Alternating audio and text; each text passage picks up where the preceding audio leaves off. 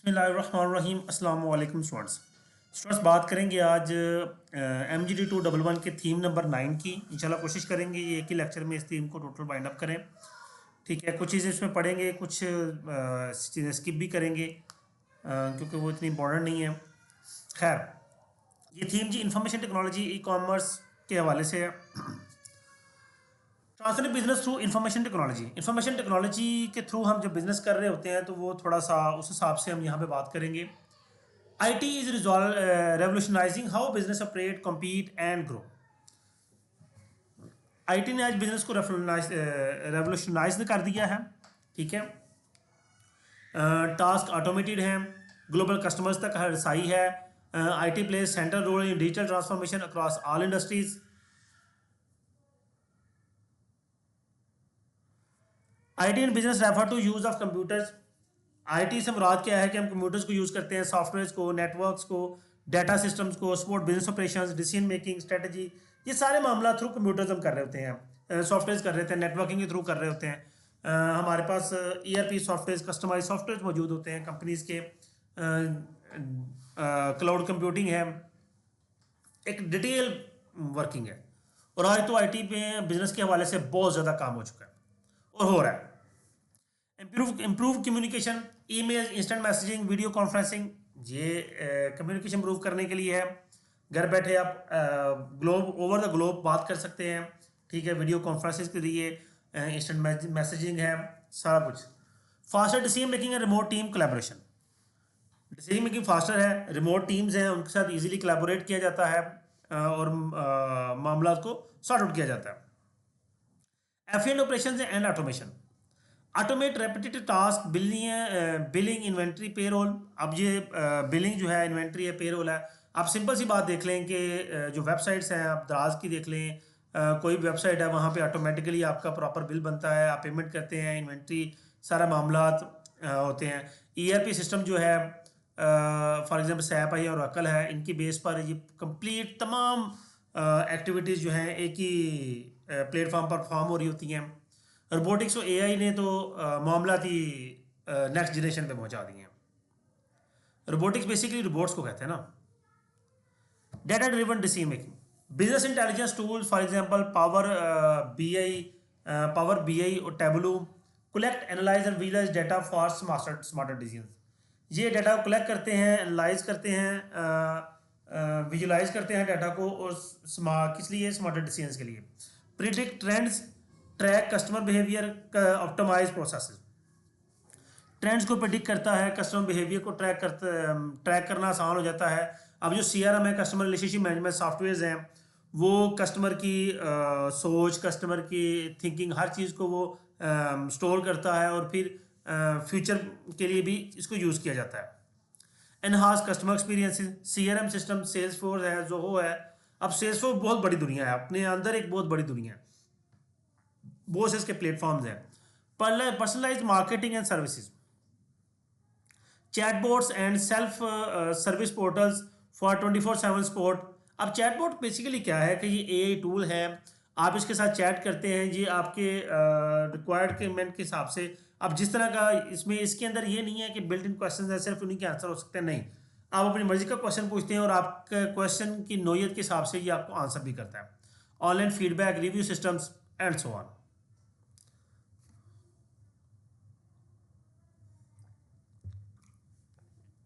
हमारे बहुत से बैंक्स जो हैं वो चैटबॉट को यूज़ कर रहे हैं with the passage of time. E commerce and digital marketing, online store, Shopify, दराज, अमेजॉन, एक्सपैंड मार्केट रिसर्च। अब किसी को जस्टिफाई करने की जरूरत नहीं है, शॉपिफाई क्या है, दराज क्या है, अमेजॉन क्या है, ऑनलाइन स्टोर्स हैं ये, हम यहाँ से बाइंग करते हैं। अब बाकी छोड़ दें, दराज ही देख लें, दराज को सारे जानते हैं। Digital ads, SEO, search engine optimisation है। सर्च इंजन ऑप्टिमाइजेशन होता है कि आप ये देख लें कि आप गूगल पे कुछ चीज़ सर्च करते हैं तो आपके सामने नंबर ऑफ वेबसाइट्स ओपन होती हैं, ठीक है, उससे लिंक्ड। लेकिन जिस वेबसाइट के SEO ज़्यादा स्ट्रॉन्ग है उसकी वेबसाइट जो है वो जल्द टॉप पे रैंक करेगी। And social media marketing for target reach, वो सोशल मीडिया के थ्रू हम मार्केटिंग कर रहे होते हैं, फेसबुक है, यूट्यूब है, व्हाट्सएप है, इसके थ्रू हम मार्केटिंग करते हैं अपने टारगेट कस्टमर्स को अप्रोच करने के लिए। Payment gateways and mobile banking enable easy transactions. जी, अब दराज पे आपने पेमेंट करनी है, आप दराज में अपने वॉलेट को ऐड करते हैं और इजीली वहाँ से पेमेंट परफॉर्म कर लेते हैं। Remote work and flexibility, cloud computing लो remote access to files and systems. अब क्लाउड कंप्यूटिंग, अब ये जो बेसिकली सेल्स फोर्स हम पीछे देख के हैं वो भी तो क्लाउड कंप्यूटिंग पे काम कर रहा है। इसके अलावा वर्चुअल टीम जैसे अपवर्क है, फाइवर है, ये वर्चुअल फ्रीलांसिंग प्लेटफॉर्म्स हैं जिनके थ्रू मुख्तलिफ कंट्रीज के लोग आपस में मिलकर एक काम दे रहा है, को काम कर रहा है और लोग अर्निंग कर रहे हैं। Cyber security and data protection, business use IT to secure data, firewalls, encryption, antivirus. Business use IT to secure data, business जो है आईटी को यूज करता है डाटा को सिक्योर करने के लिए, compliance with data protection laws, for example GDPR, ये कोई डाटा प्रोटेक्शन लॉज हैं साइबर सिक्योरिटी के हवाले से, इनको प्रोटेक्ट करने के लिए। Innovation and new business models, startups and apps like Careem, airline, Airlift, Bykea use IT to unique services. अब ये भी आईटी सर्विसेज को यूज़ कर रहे हैं, ठीक है। ऑनलाइन ही आप बुकिंग करते हैं, अपना टैग सेट करते हैं, मैप मौजूद है, मैप सेटिंग करते हैं, ठीक है। फेयर डिसाइड होता है और बंदा आपके गेट पे पहुंच जाता है आपको रिसीव करने के लिए। रियल वर्ल्ड एग्जांपल्स में यूबीएल बैंक, सेल्को इंडस्ट्री है या ड्राज वगैरह, ये सारे आगे चलेंगे जी।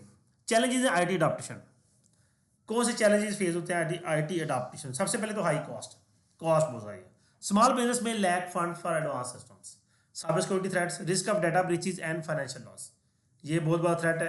Digital skill gap, employees need training to use IT tools effectively, employees को ट्रेनिंग की जरूरत होती है आईटी के टूल्स को इफेक्टिवली यूज करने के लिए। Resistance to change, traditional business में hesitate to adopt new technology, जो ट्रेडिशनल बिजनेसेस हैं जो रूटीन में पुराने चल रहे हैं वो हेजिटेट करते हैं अपने आप को चेंज करने के लिए, नई टेक्नोलॉजी अडॉप्ट करने के लिए। How to successfully use IT in business, हम आईटी को सक्सेसफुली बिजनेस में कैसे यूज कर सकते हैं? Train employees to digital tools and systems, invest cyber security, data protection. Basically क्या है कि आप अपने एम्प्लॉयज को ट्रेन करेंगे कि वो किस तरह टूल्स को यूज़ करें। आप अपने डाटा प्रोटेक्शन पे इन्वेस्ट करेंगे ताकि आपका डाटा ब्रीच ना हो। क्लाउड कंप्यूटिंग में शिफ्ट होंगे, सिक्योर नेटवर्क्स हैं, ठीक है। लेकिन इनिशियली आप छोटे लेवल पर यूज़ शुरू करेंगे और ऐसा ऐसा ऐसा अपने आप को फुली बिल्डअप कर लेंगे। Partner with IT consultants and freelancers, आप पार्टनरशिप करेंगे कुछ फ्रीलांसर या आईटी कंसल्टेंट के साथ ताकि आपके जो मामला हैं उनको वो लोग हैंडल करते रहें। Computer network in business, computer network जो है बिजनेस की अब बैकबोन बन चुका है, पहले तो नहीं था लेकिन अब बन चुका है। पहले से मुराद ये है कि अगर 25 30 से 40 साल पीछे चले जाएं तो, ठीक है। Enabling fast communication, data sharing and secure access to information, अब कम्युनिकेशन फास्ट हो गई है, डाटा शेयर होता है, इंफॉर्मेशन एक्सेस होती है, एम्प्लॉयज़ के साथ कनेक्टिंग ज़रूरी नहीं है एक ही ऑफिस में सारे मौजूद हों, मल्टीपल ऑफिस में इजीली कनेक्टिविटी होती है, हर एक के साथ इंटरकनेक्टेड हर टाइम रहा जा सकता है। What is computer network? Computer network is a group of two or more computer connected to share data, resources and communication tools. जी, दो या दो से ज़्यादा कंप्यूटर जो आपस में कनेक्ट होते हैं डाटा शेयर करने के लिए, सोर्सेज शेयर करने के लिए, उसको कंप्यूटर नेटवर्क कहते हैं। Think of it like a digital highway connecting devices allowing them to talk to each other, ये बिल्कुल ऐसे ही है जैसे एक हाईवे है लेकिन डिजिटल हाईवे है जिसमें मुख्तलिफ डिवाइसेज आपस में कनेक्ट हैं कम्युनिकेट करने के लिए। अब इसमें इसकी टाइप्स ऑफ कंप्यूटर नेटवर्क में लैन है, लोकल एरिया नेटवर्क, एक बिल्डिंग के अंदर जो आपस में सिस्टम्स कनेक्ट हों, एक ऑफिस या एक स्कूल के अंदर। वैन है wide area network across cities और कंट्रीज, फॉर एग्जाम्पल इंटरनेट है, ये वैन है। मैन मेट्रोपॉलिटन एरिया नेटवर्क, ये बेसिकली कवर्ड अ सिटी और लार्ज कैंपस, ठीक है, एक पूरी सिटी को ये कवर करता है।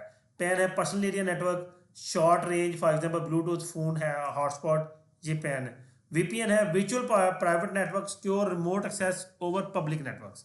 जी, आप पब्लिक नेटवर्क में जब अपने किसी सेपरेट नेटवर्क से अपने आप को कनेक्ट करते हैं तो वो वीपीएन कहलाता है। लेकिन why internet network matters in business, ये हम बात कर रहे हैं रिमोट वर्क के लिए, कोलैबोरेशन के लिए, डाटा शेयरिंग के लिए, कम्युनिकेशन के लिए, प्रिंटिंग, रिसोर्स शेयरिंग। ये नाम्स एक्सप्लेनेशन की जरूरत नहीं है, इन सब चीज़ों को आप ऑलरेडी जानते हैं इसलिए इन पे ज़्यादा टाइम नहीं जरूरत नहीं है, ठीक है। आगे पढ़ आप खुद लेंगे। जी, काम की बात,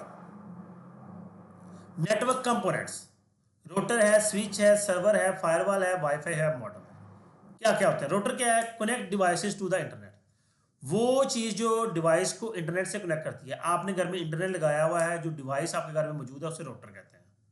क्यों? क्योंकि उसने वो आपको आपको इंटरनेट से कनेक्ट कर दिया। Switch connect devices inside the network. Multiple devices को एक नेटवर्क के अंदर जब हम कनेक्ट करते हैं तो उसको स्विच कहते हैं। ये स्विच रूटर के अंदर बिल्ट इन होता है। Server stores and manage files, website and data basis. अब जितने भी फर्ज करें, अब यूबीएल बैंक है तो यूबीएल बैंक का एक पर्टिकुलर सर्वर मौजूद है जो कि तमाम यूबीएल की डाटा बैंक को स्टोर कर रहा है, उसकी फाइल्स को मैनेज कर रहा है, उसकी वेबसाइट्स को हैंडल कर रहा है, उसके डाटाबेस को हैंडल कर रहा है। फिर फायरवॉल है, protect network from external threats. Firewall एक दीवार आप इसको कह सकते हैं। ये आग की दीवार नहीं है, बेसिकली ये कंप्यूटर की दीवार है जो कि आपके नेटवर्क और बाहर की दुनिया के दरमियान एक दीवार कायम की जाती है आपको प्रोटेक्ट करने के लिए, आपके सिस्टम को प्रोटेक्ट करने के लिए। केबल या वाईफाई, फिजिकल और वायरलेस कनेक्शन बिटवीन डिवाइसेस। मुख्य डिवाइसेस के साथ जो कनेक्शन होता है वो वाईफाई या केबल्स के थ्रू होता है। मॉडेम क्या है? Translate internet signals from your service provider. Modem जो है वो इंटरनेट सिग्नल को ट्रांसफर करता है सर्विस प्रोवाइडर की तरफ से। अब यहाँ पे रोटर और मॉडेम में क्या फर्क आ गया? जो आपके घर में डिवाइस लगी है, बाहर से फर्स्ट क्लेम पीटीसीएल लगवाया हुआ है, तो पीटीसीएल की जो डिवाइस लगी है उसे मॉडेम कहेंगे। क्यों? क्योंकि वो सिग्नल्स को आप तक ट्रांसमिट कर रहा है, वाईफाई में कन्वर्ट करके या वायर में कन्वर्ट करके आपके सिस्टम तक ट्रांसफर कर रहा है। आपके सिस्टम के अंदर भी समटाइम मॉडेम लगा होता है, लेकिन खैर अब तो वो चीज़ें चेंज हो गई हैं। रोटर जो है ये मल्टीपल डिवाइसेस को इंटरनेट से कनेक्ट करता है, ठीक है। अब मॉडेम में ही रोटर इंस्टॉल होता है और रोटर सेपरेट भी मिलते हैं जो कि हम एक्सटेंशन के लिए इस्तेमाल करते हैं।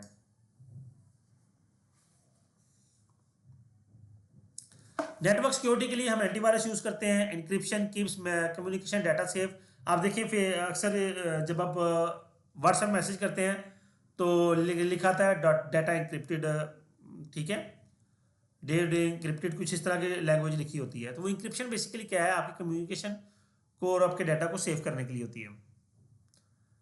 User authentication ensures only authorise access. User authentication ये होती है कि आप सिर्फ जो लोग ऑथोराइज हैं वही इस चीज़ को एक्सेस कर सकें। Regular backups prevents data loss. जब रेगुलरली आप चीज़ों को बैकअप करेंगे, जिस तरह के आप व्हाट्सएप की बात कर लें, व्हाट्सएप पे बैकअप की ऑप्शन होती है। आप डेली बैकअप करना रखना चाहें, वीकली, मंथली, तो वो उस मंथ बाद आपके पूरे डाटा को बैकअप कर देते हैं। अब आप व्हाट्सएप अनइंस्टॉल करके इंस्टॉल करेंगे तो जिस डेट का बैकअप आपने रखा होगा उस डेट तक प्रीवियस सारा डाटा आपका सिक्योर हो जाएगा, रिकवर हो जाएगा, सॉरी। अच्छा जी, उसके बाद आगे चलेंगे। Benefits of networking in business. Communication fast होती है, ठीक है, कोई डिले नहीं, एज अर्ली एज पॉसिबल काम कंप्लीट होता है। कोऑर्डिनेशन बेहतर होती है, team work together more effectively. Improve data management, centralise organise and accessible data. तो डाटा को मैनेज करना आसान हो जाता है क्योंकि सेंट्रलाइज मौजूद है। Cost efficiency, share resources reduce equipment and software cost. जब रिसोर्सेज शेयर होंगे, अब जिस तरह क्लाउड कंप्यूटिंग है तो वो रिसोर्सेज शेयर हो रहे हैं, हमें कोई सर्वर्स की जरूरत नहीं है, वो क्लाउड कंप्यूटिंग है हमारे लिए बेहतर है, तो वो हमारी कॉस्ट एफिशिएंसी हो जाती है। Flexibility and mobility, access from anywhere with proper security. आप कहीं से भी एक्सेस कर सकते हैं अपने डाटा को प्रॉपर सिक्योरिटी के साथ, कोई प्रॉब्लम नहीं है। नेटवर्क में चैलेंजेस क्या आता है? Security risk ultimately, down time कम, सम टाइम वेबसाइट या आपका जो सर्वर है वो डाउन हो जाता है, ठीक है। उसके बाद high setup cost, initial investment बहुत हाई होती है क्योंकि हार्डवेयर सॉफ्टवेयर पे बड़ी ज़्यादा इन्वेस्टमेंट करनी पड़ती है। और फिर रेगुलर जो कि मेंटेनेंस है तो आपको skilled workers, skilled IT professionals चाहिए उसको मेंटेन करने के लिए। MIS, management information system. MIS क्या है? Is the system that help collect, process and analyse business data to support decision making. ये है जी, डाटा को कलेक्ट करता है। फर्स्ट करें MIS एक सॉफ्टवेयर है जिसका काम ये है कि डाटा कलेक्ट करता है, प्रोसेस करता है और आउटपुट करता है business decision making. It is a bridge between business and technology. ये बिजनेस और टेक्नोलॉजी के दरमियान एक ब्रिज है। Helping managers to all levels make better decisions. Managers को हेल्प आउट करता है डिसीजंस करने के लिए। MIS is the computer based system. ये कंप्यूटर बेस्ड सिस्टम है that provide managers to tool, organise, evaluate, efficiently manage departments using data. अब ये यानी कि जो हम सॉफ्टवेयर विषय बात करके आ रहे हैं वो सम हो इससे इसी से का हिस्सा है MIS का, मैनेजमेंट इंफॉर्मेशन सिस्टम का। जी, कंपोनेंट्स क्या होते हैं इसमें? लोग, users who manage the data, data raw facts that creates meaningful information, वो डाटा जिससे हम इंफॉर्मेशन बनाएंगे। Processing, procedure to collect store and retrieve data, हम डाटा किस तरह कलेक्ट करेंगे, कैसे स्टोर करेंगे, ये सारे प्रोसेसेस। कौन सा सॉफ्टवेयर इस पर्सन मकसद के लिए यूज होगा, जैसे डाटाबेस सिस्टम्स हैं, ERP सॉफ्टवेयर हैं, और हार्डवेयर के लिए आपका सर्वर जो है वो होगा बेसिकली। मकसद क्या है MIS का? Support decision making, improve efficiency, आपकी डिसीजन मेकिंग में हेल्प करता है। आपने जो फैसले लेने हैं, आपके पास डाटा मौजूद है, आप उसको एनालाइज कर लेते हैं, देख लेते हैं। अब इसकी इतनी तफसील बात हो रही है तो एक मिसाल ले लेते हैं ताकि सारी बातें क्लियर हो जाएं और हम अगली स्लाइड्स पे शिफ्ट हो। मिसाल है इसकी बेसिकली कि जी हमें अपनी अगले महीने की या अगले साल की सेल्स को प्रेडिक्ट करना है या आने वाले सीजन की सेल्स को प्रेडिक्ट करना है। हम एनवायरनमेंट को जस्टिफाई करते हैं, हम अपनी प्रीवियस वर्किंग को जस्टिफाई करते हैं, हम मार्केट कंडीशंस को देखते हैं, और ये सारी चीज़ें हमें MIS सपोर्ट कर रहा होता है। कुछ इंटरनेट से हम डाटा लेते हैं, कुछ हमारे अपनी डाटा कलेक्शन है। इन सब चीज़ों को जब हम एनालाइज करते हैं और फिर हमें डिसीजन मेकिंग में फ़ायदा होता है, सपोर्ट मिलती है कि हम इसको किस तरह से आगे अपनी सेल्स को या अपनी फर्दर मामला को कैसे प्रेडिक्ट कर सकते हैं। जी, types of information system under MIS: TPS transaction processing system handles day to day transaction, TSS division decision support system help managers make semi structured decisions, ESS executive support system use top executive for strategic planning. अब ये मुख्तलिफ types हैं, ये जो कि सिर्फ आप नाम इनका ज़हन में रख लें वही काफ़ी है। इतनी डिटेल हम इसमें जा नहीं सकते क्योंकि आपको इनकी समझ नहीं आएगी। ये IT के लिए चीज़ें स्पेशलाइज्ड हैं, तो IT वाले इसको बेहतर समझा भी सकते हैं, समझ भी सकते हैं।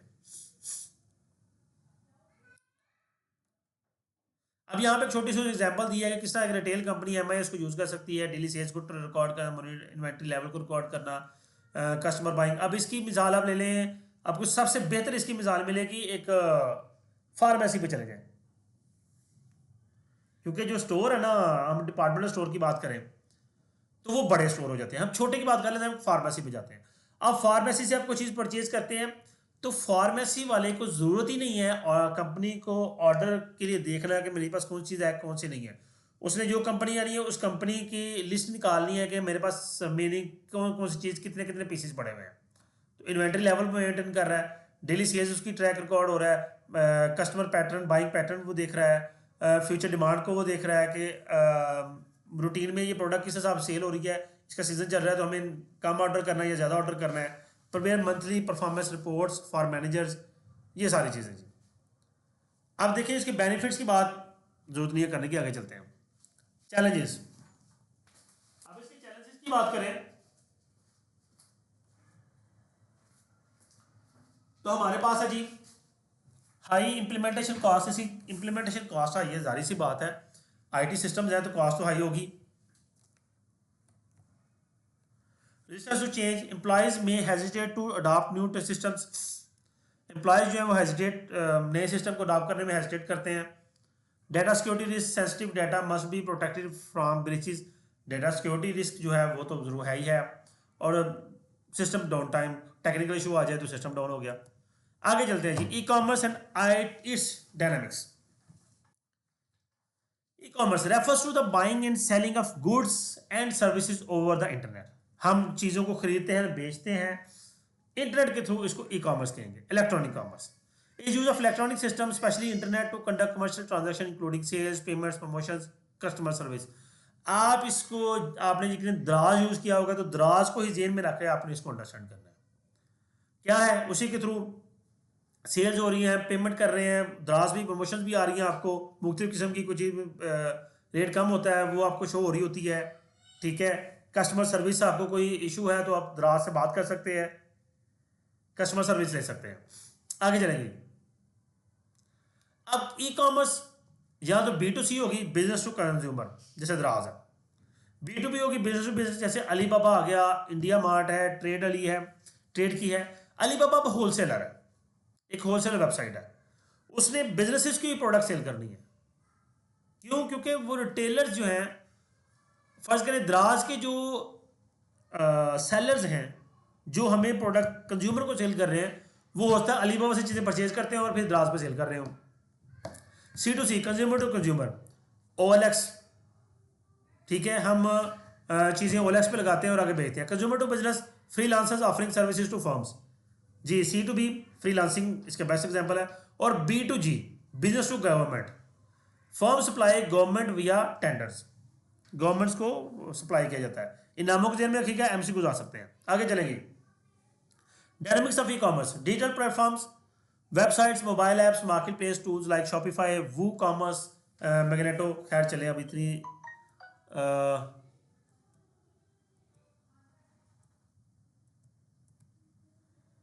पाकिस्तान में ई कॉमर्स की बात करें तो दराज है हमारे पास, ठीक है। व्हाट्सएप पे सेलिंग हो रही है, फेसबुक है, फेसबुक पे लोग सेलिंग कर रहे हैं, टिकटॉक पे वीडियोस लोग चढ़ाते हैं, फिर अपने नंबर्स देते हैं, उन नंबर्स के लिए लोग रब्ता करके चीज़ें बाय कर रहे हैं।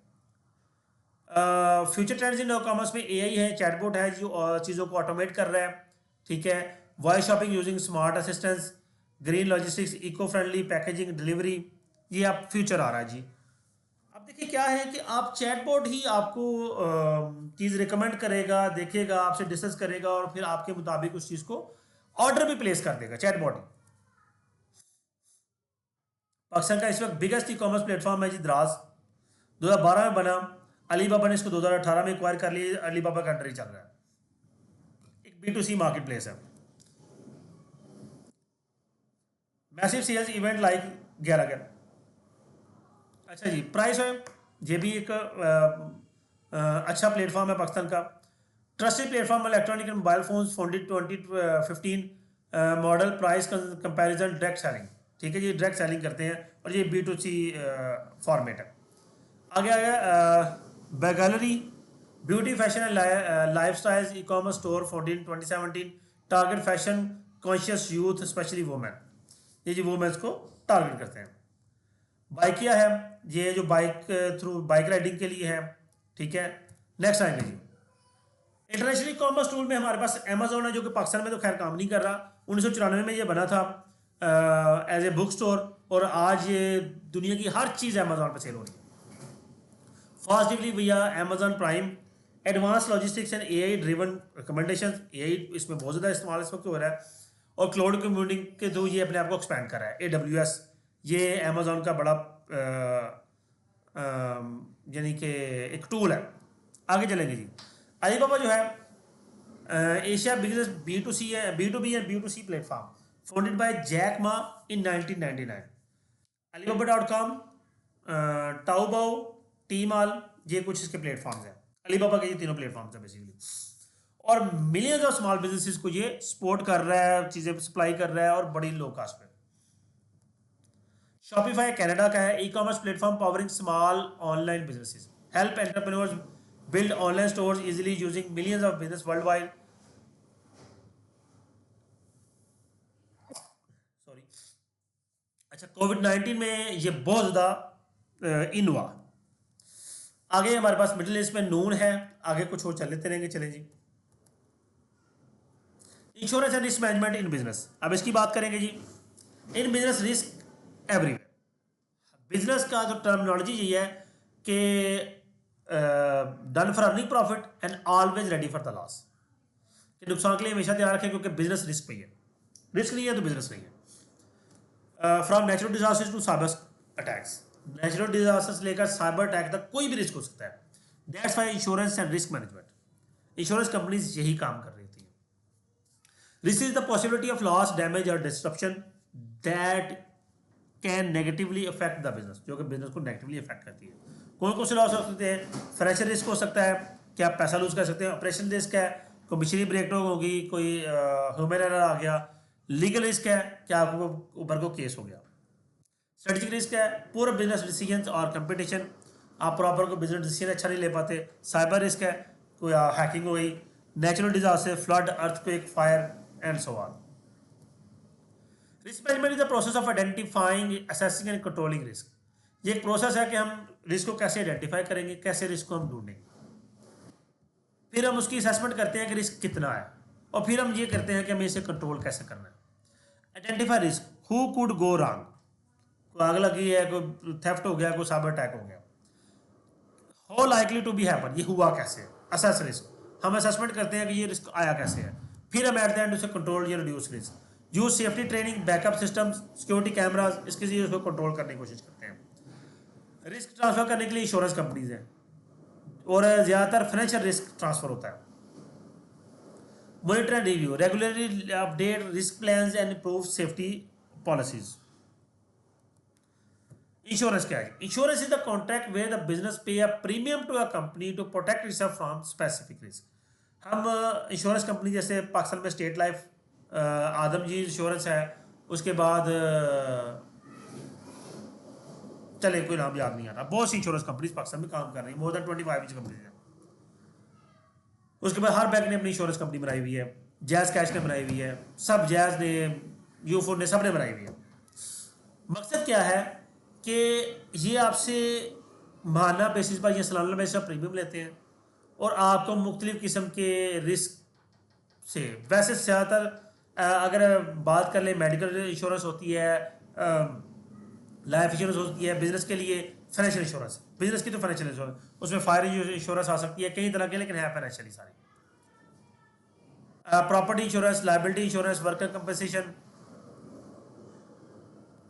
अच्छा जी, इंपॉर्टेंस क्या है? Financial protection, avoid huge losses during accident और lawsuits, business continuity, keep the company running during disaster. अब ये अगर कोई डिजास्टर हो जाता है तो बिजनेस को इंश्योरेंस कंपनी सपोर्ट करती है उसको कंटिन्यू रन करने के लिए। Legal compliance required by law in many countries, ठीक है जी, लॉ की रिक्वायरमेंट है कि आपने इंश्योरेंस करवानी ही करवानी है, वर्कर की इंश्योरेंस करवानी है, या कोई भी इंश्योरेंस। पाकिस्तान में दिखाया इतना ज़्यादा नहीं है, लेकिन कुछ कंट्रीज़ में इंश्योरेंस मैंडेटरी होती है, बगैर इंश्योरेंस के कोई काम ही नहीं है। आपका कोई वर्कर है, आप उसकी मेडिकल इंश्योरेंस करवाएंगे, आप उसकी लाइफ इंश्योरेंस करवाएंगे और मैंडेटरी करवाएंगे। जी जी, हमारा आज का टॉपिक इतना ही था। उम्मीद करता हूँ ये लेक्चर आपके लिए अंडरस्टैंडिंग होगा। वीडियो को लाइक कीजिएगा, कमेंट कीजिएगा, अपना ख्याल रखिएगा। अल्लाह हाफिज़।